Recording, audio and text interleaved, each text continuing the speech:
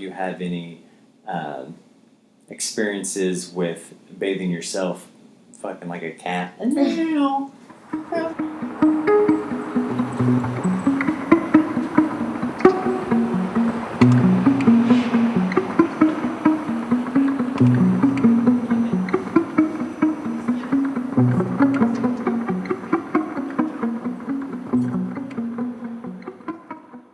Hey, today I want to discuss how to properly bathe.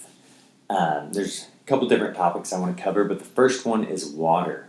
So when we bathe, it's often in these houses that have very old pipes. These very old pipes have many different toxins contained in them, from old buildups and corrosions and stuff we flush down, and even lead is contained in a lot of them. So that is one reason why we need a filtration system. We don't want to be bathing in this. Our skin is one of our biggest organs, and anything that gets absorbed through the skin enters the bloodstream very quickly. The second is a couple specific chemicals, and they are fluoride and chlorine. So fluoride is known to be toxic. If you look on the back of toothpaste, you will see that it has poison control on it. And there's a reason for that, is because it is right over lead in toxicity and right under arsenic. So that kind of gives you some kind of visual to how toxic this substance actually is. The next is chlorine. So chlorine, you know about this in our drinking water and pools and such. There's many studies on it that shows that people who drink chlorinated water actually have increased cancer rates. Fluoride and chlorine both are used as pesticides. So if it's killing a life form, you can imagine what it does to all life forms. It's not very harmonious in the actual electricity of life. So I always suggest, if you can't have a full water filtration system, that you should at least go to the hardware store and buy a $20 shower filter. I mean, they're not expensive. They won't get out the smaller particles such as fluoride, but it will get some of these other harmful ones out, including chlorine. They often justify putting these in our water systems because it takes out bad bacteria such as E. coli. But this has to do with our bad water practices and not necessarily on the health of humans. So to counteract these bad practices with more bad practices isn't very harmonious to the human body and how we should thrive. Alright, the next topic I want to discuss is soaps. So we constantly are cleaning ourselves with soaps day after day. If you look in someone's shower, they have soaps for their hands, their hair, conditioner, body soaps, toe soaps. I mean, every kind of soap possible, and it's kind of absurd. If you look on the back of most of these soaps, you also see tons of three-letter acronyms and 20-syllable words. And I'm always under the impression that if you can't pronounce something, you shouldn't eat it. And if you can't eat it, you shouldn't put it on your skin. Our skin is one of our largest organs, and to put it on our skin, it absorbs to the bloodstream very quickly. And these are complex chemical compounds that our body can't process correctly. Our body thrives on simple. So to bombard ourselves with these chemical compositions every day is not very harmonious to the human form to thrive.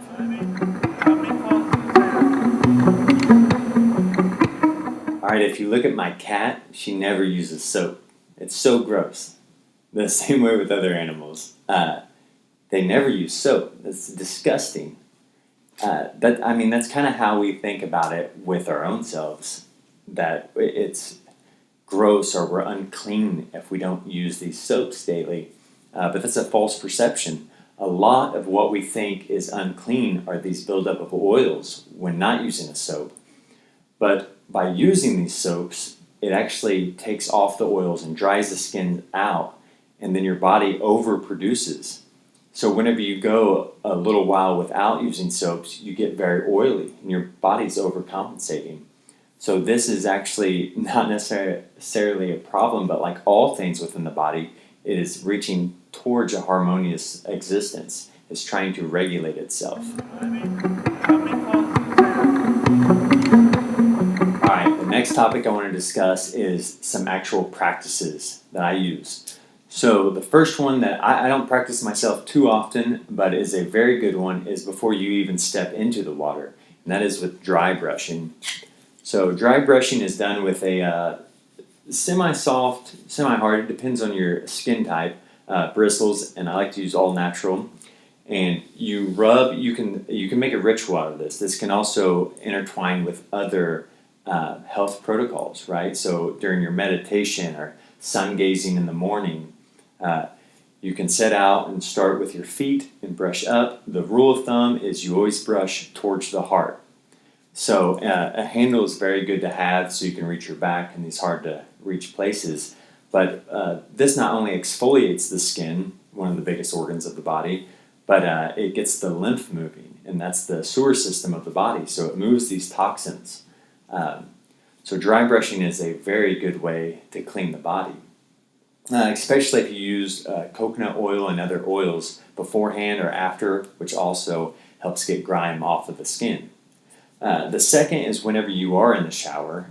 This is one I use, and it's these vicious claws used to kill animals, known as fingernails. Uh, I use these fingernails in the shower. So my routine is I get in while it's hot, but then the majority of the time I turn it as cold as possible. And the cold water draws the blood inward, and during that time I take my fingernails and I vigorously scrub and exfoliate the body, the scalp, the armpits, use these fingernails to exfoliate the skin and also get the lymph moving. With that being said, and the dry brushing, whenever I get out of the shower, I use a very coarse towel. So you take that towel, and it's similar to the dry brushing, but yeah, obviously you're wet, and you use that once again vigorously. When taking a shower and bathing and such, it should be a vigorous process. It's not a time to relax and bathe yourselves in perfumes. And even though that's nice sometimes, it should be a daily workout. If this is your only workout in a day, this should be the one you focus on because it's cleansing the body, and you can cleanse the mind as well during. Okay, use some of these techniques to really get the body excited. Get the lymph moving, get the blood going, get the heart beating. Use your fingernails and the dry brush and a coarse towel and the cold water to really stimulate the body. And with practice, you can make this daily ritual a focus on health. So hopefully you've learned something with what I've had to offer, and if you have any ideas about the proper way to bathe, please let me know. Thank you. Eat well, my friends. If you look at these fragrant, just get clean, get alive, and fucking, I don't know, fucking something else. So if you have any questions about bathing, or if you have any experiences with bathing yourself, fucking like a cat, fuck.